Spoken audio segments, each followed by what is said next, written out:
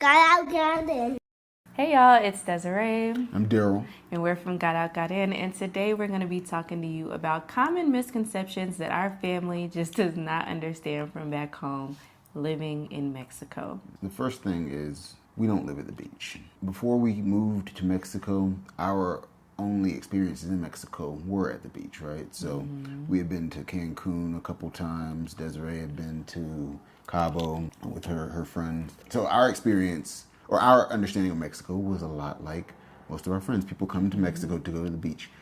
This is a huge country. We actually live in the mountains. We are surrounded by mountains. That being said, we are 7,300 feet above sea level. That tells you that it gets cool up here, much cooler than you would have at the beach.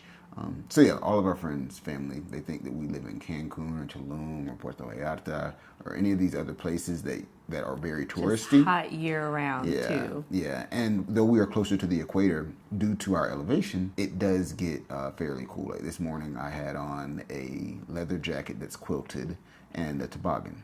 It was 48 degrees this morning. Yeah, so I mean, it's not, right now in North Carolina, it's in the teens. We understand it is not North Carolina cold. It is not New York or Colorado or Massachusetts cold. But it is also not that beachy vibe that you get or think about when you think about Mexico, when most people from the United States think about Mexico. Exactly. So like today's high, it's going to be sunny and the high is going to be 68. And of course, if you're in the shade, it's going to be a little bit cooler. So you have to take that into effect, or you have to take that into account. In addition to that, it's not uncommon to feel like you have had all 4 seasons in one day here. So in the morning, it's going to feel like winter. Early, shoot, it feel like winter to me. 48 degrees, it's cold. It's fall. Well, I guess it depends on who you're talking to. But anyway, it was burr outside to me. I don't know about that. Yesterday I had to put a toboggan on Avery's head because it was so chilly outside. But anyway, it was very chilly. So in the morning to me is winter, to him fall. And then late morning, like around 11 o'clock, it might feel like spring. By the afternoon, like 1, 2 o'clock, it might feel like summertime. And then as the sun continues to go back down, it's gonna, kind of do its thing all over again. But it doesn't hit North Carolina summers, right? So like Yeah. It hits 80. Yeah. So that's why it's very, very temperate, right? You're not gonna go below 40. 39, I think I looked at the records. 39 is the lowest it goes. It doesn't really go above 80 here, so you're not gonna be sweltering. It's not humid. Like it's definitely doable on either end of the day. The challenge is getting dressed for that day. Exactly. You have to be prepared to either put some layers on or take some layers off. I think it was in the spring. Avery usually has a school performance, one in the fall and another one in the spring. And I'm pretty sure it was the one in the spring where I was wishing I had my little handheld fan because it was so hot. I felt like I was cooking, but I didn't have it, so I just had to suffer through it. But it was like, wow, what is going on? I think also it was time of day as well. The sun was just coming up, and so it was just bad timing for me personally. Everybody thinks that we live at the beach where it's just 80, 90 degrees year round. Everybody's walking around in bathing suits and stuff like that. But that is just not the case. Another misconception that people have with us living here in Mexico City is they think that we only eat tacos. They think that whenever we go out to eat, it's just tacos. Now, please do not get it twisted. There are tacos every which way you turn here. So if you want tacos, you can definitely find them. But I think a lot of people would be surprised at the variety of cuisines that are available here. There is plenty of Japanese food. There is sushi everywhere. We have a new favorite Thai restaurant that's not too far from us, so you can get Thai food if you want. You can get Italian food. You can find pizza. You can find American cuisine if you want. Yes, all the things. If you want American fast food down the street. Recently, actually, I was craving some fried chicken, right? And so, while I prefer fried chicken from an actual soul food spot, I was like, hell, I'm gonna go to KFC. There's Popeyes, no Bojangles here yet. There's Burger King, there's McDonald's, there's Papa John's. Like a lot of the chain, Domino's, Pizza Hut, a lot of the chains that we're used to in the U.S. are also right here, probably due to proximity and just the nature of capitalism. But you can get the foods that you want, be they really nice upscale restaurants. We went to this nice Indian restaurant near Avery School. So there are a ton of options as far as food goes. Barbecue. Oh yeah. I got a spot in Humo. I think we featured them on our TikTok. Yeah, great Texas style barbecue. There's no North Carolina style barbecue spot here yet. Yeah, there's some great food. It's not all tacos. Now, most of the time, I'm eating tacos. Like, if I see a good street vendor, I'm stopping to get tacos. But if I want sushi, my favorite restaurant here, somebody asked me yesterday, actually, if I have a favorite restaurant. And I have to say, man, it's Shoma. It is a Japanese restaurant, Asian fusion, amazing sushi, but also like they have a broccoli dish you like. Like, I will go to Shoma, order the broccoli, a glass of Chardonnay, and then order another broccoli and another glass of Chardonnay, and that's my lunch. They are phenomenal. So you can find some amazing cuisine here. It is, which I think leads us into our next point. It's a major metropolitan city. Wait. So it's news to me. I didn't know you went to KFC. Yes, you did. Remember, I went to KFC at Untara. I brought a box of chicken home. This is when we were at the other spot. I don't remember that. I said I wanted some chicken. Yes. So tell the people how it was. Was it comparable to at home? I haven't had KFC in so long. I don't eat KFC at home. I don't eat a whole lot of fast food at home. When I was at home, Desiree would tell you could not keep me away from Papa John's. Oh my God, Papa John's was his middle name. I seriously went to Papa John's all the time. Then I stopped rocking with him when dude wilded out, and then when they removed him, I was like, okay, I can try it again. Got Papa John's. It was not the same. It was still good. But the flavor profile just was different. There was less sauce. It looked a little thinner too. Yeah. I think that when I go home, I might go ahead and see if I still have any Papa's Reward points and grab a pizza while I'm there. But just for research purposes. Yeah, that's all. I'm not even gonna take it out of my budget. It might come out of the family budget. Anyway. You heard it here first. Cosmopolitan. When the misconception that the American media places on Mexico is that you're either at the beach or you are in the sticks somewhere. Yeah, like just in a place that's so remote. And that is not the case. There are plenty of cities in Mexico. We live in the largest city in Mexico, actually the largest city in North America, and it is definitely it's like New York City as far as how cosmopolitan it is, but with a completely different culture.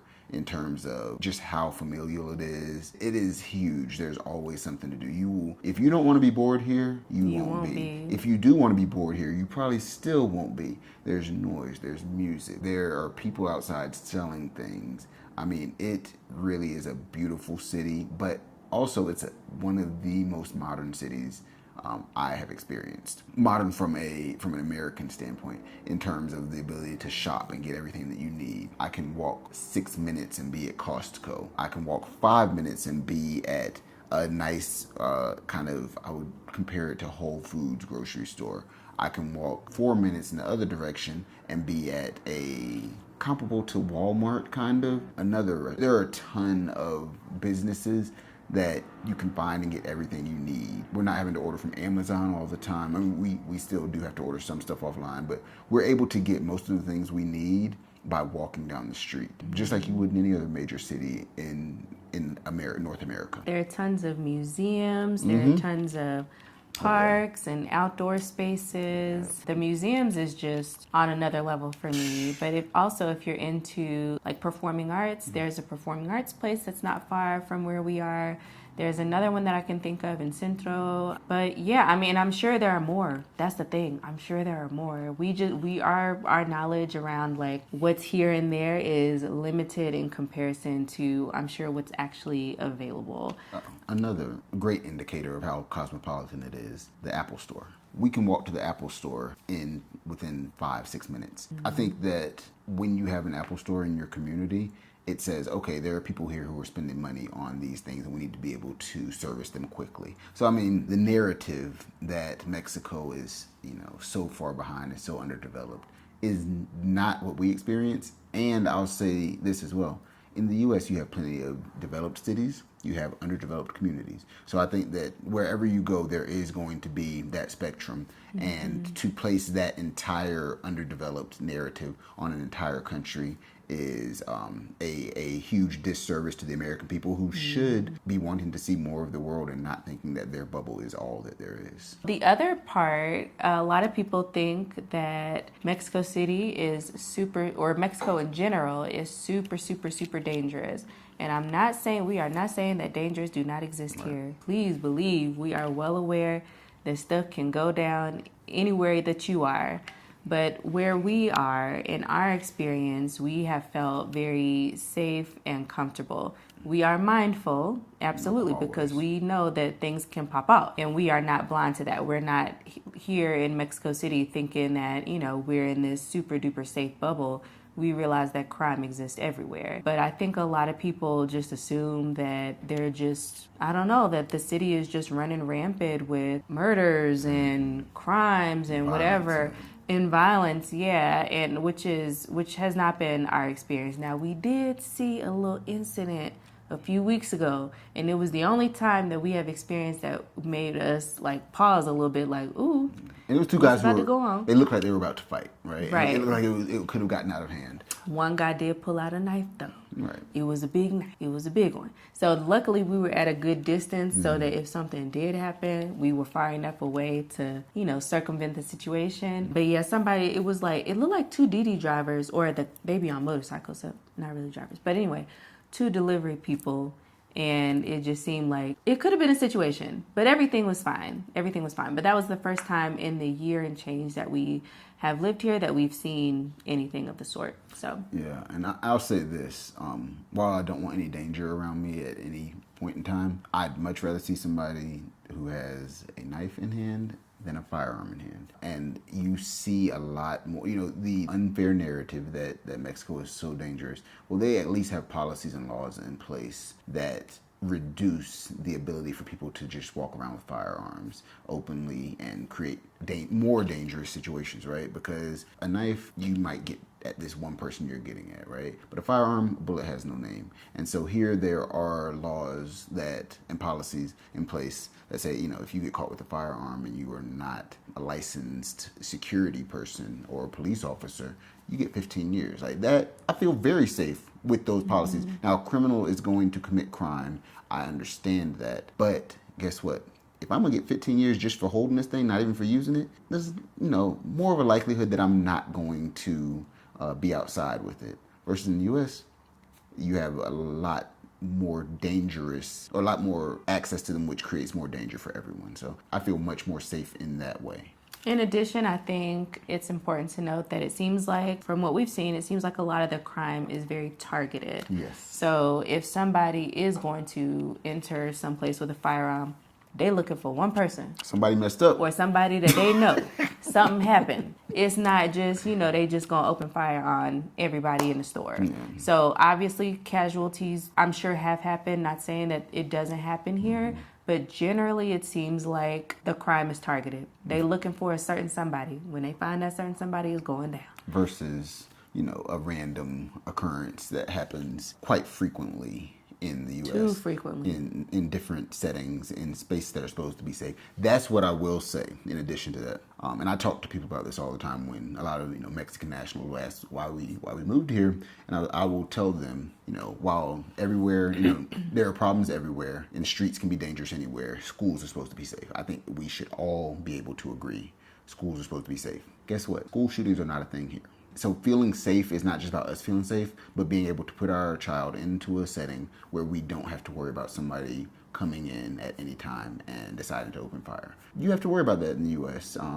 And you don't have to worry about it necessarily happening, but the probability that trauma will later impact your kid, we don't want that. And so I do feel safe in knowing that my kid is not experiencing active drills like that, because that makes me feel unsafe, because is his mental well-being okay? And I think that he goes to school and he feels safe, because outside of like dealing with other kids and maybe somebody shoving someone, things that we dealt with as kids, he doesn't have the concerns that hang over the heads of a lot of other children his age. That they should not have to worry about. And I will stand on that every day of the week. Mexico City has been great to us. We try to be as great to it as it has been to us so far. And so I would say, like, if you are curious about what it's actually like down here, come down, come check it out. We would love to have friends, family, people. If you're just here and you haven't ever met us and you're coming down and you want to grab a cup of coffee, come on, like, holler at us, because Mexico City is a beautiful space.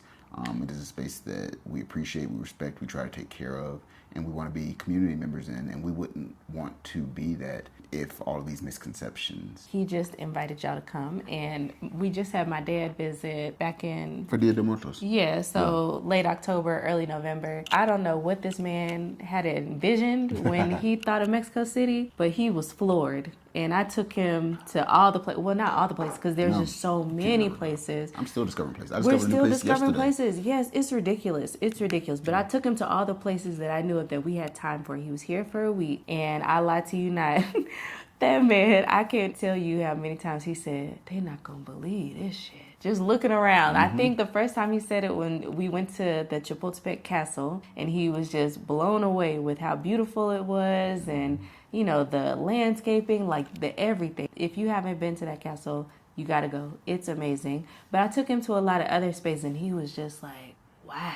Did you went to the Bella de Artes? Yes. Well, we went in briefly, but there's a coffee spot that's right across the street from, what is it called? Is it Palacio de Bellas Artes? It's an art museum. It's gorgeous murals inside. I'll put a picture of it here for you. But yeah, we did go inside briefly. We didn't look at all the artwork. He just wanted to see the inside. There's a coffee shop that's right across the street that's on top of the Sears building, where you can have really nice views of the city. So he was blown away with that. He was blown away with everything. So if you haven't been to Mexico City and you want to come and you're curious about it, definitely come on down. Learn a little bit of Spanish now. Please don't be one of them people. At least hop on Duolingo. Get your translator app ready. Yeah. Don't come down here thinking that everybody is supposed to speak English because you're a tourist. Misconception. So, being in Cancun, being in Tulum, you have a lot, because the economy is so strongly tied to tourism, you don't have to speak Spanish in those places. That's a fact. And that was another reason that we decided not to live there when we were living in Playa del Carmen. We wanted to be in a space where we were uncomfortable speaking English. We wanted to be forced to speak Spanish. Here, you better get some basics down. Like, you ain't got to know everything. You might stumble through some stuff, but you need to learn some Spanish. You need to know how to go to the bathroom. You need to know how to ask for the check. Get the basic sayings down. Gracias. Please, have some manners. Yes. Please don't come down here thinking that everybody speaks English, because though I think tourism is really starting to pop off in Mexico City, it seems like it's really gotten popular over the past 5 years or whatever. It's all on my feed. I'm sure it's probably on your feed too if you're into travel. But yeah, there are a lot of people that do speak English here, but there's also a lot of people that do not. So just be prepared for that if you come to visit. And have respect for the culture, right? Like, you would not go to Italy or to Greece without having some basic, and we've been to Greece. I don't remember, but for the time being, while you're in a space and you're in a language or in a country where the language is not English, even if you are going to Cancun or Tulum, surprise the people, show some respect. Say hola, ¿cómo estás? Maybe, you know what? Buen día. We need to do a post on our social media accounts with just general phrases, and we ain't saying them. We're just gonna write them down. People can learn to say them themselves, because our pronunciations sometimes are on, sometimes off. Buen día. Buenas noches. We keep thinking of stuff. Another misconception is that Spanish is the same across the board. Guess what? Different countries, yes, there is the basic Spanish, but different countries have different cultural sayings. Here you'll say ¿qué tal? Instead of saying ¿qué pasa?, which what's up. But in Costa Rica, you're going to say pura vida. So there are so many different things. So also learn common sayings and phrases in the country you're going to, because the language while it is, there is some consistency, there are also variations country by country. Same way in the U.S., right? You're going to say different things in different regions. Like the U.S. is supposed to be like 5 different countries geographically. So regionally, Spanish changes as well. Thanks so much for watching. If you are thinking about moving out of the country anywhere, it does not have to be Mexico, we have a guide that we think is really helpful that you might find beneficial. So hit the link in our description box below. You can find our ebook where you can find tips on leaving the United States, leaving the country, and also specific tips for people who have kids. So that's the bonus section. If you have not already, definitely like and subscribe, and let us know if there are any other misnomers that you think has been tough for your family to understand if you have moved out of the country. What has been your experience in that space? What are the things that you're constantly having to tell your family and friends that's not true? Just misconceptions that they might have. Let us know in the comments below. We look forward to reading them, and we will see you next time. Bye. Peace.